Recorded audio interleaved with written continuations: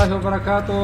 الحمدلله نن ورځ د برطانیې له هېواد څخه د ون نیشن د خیریه مؤسسې له طرفه نصیر خیریه بنسټ ته یو کانټینر خوراکي توکي رالېږل سوي دي.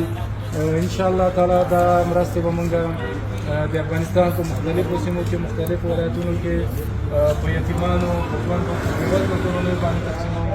انشاءالله تعالی د دوی خلکو امانت به موږ حقدارانو ته رسوو. الحمدلله تېره میاشت هم یو کانټینر خوراکي مواد را رسېدلي ول، هغه مو په ډېره ښه طریقه سره توضیح کړل، په خلکو باندې مو وویشل، تقسیم وکړل او دغه د نن الحمدلله موږ بل کانټینر لرو. همدغه شان دا سلسله به جاري په را روانه اونۍ کې انشاءالله بل کانټینر را روان ده، دا به موږ ټول په مستحقینو باندې تقسیموو انشاءالله. الله تعالی دې له دوی سره ډېر ټول مرسته کوي.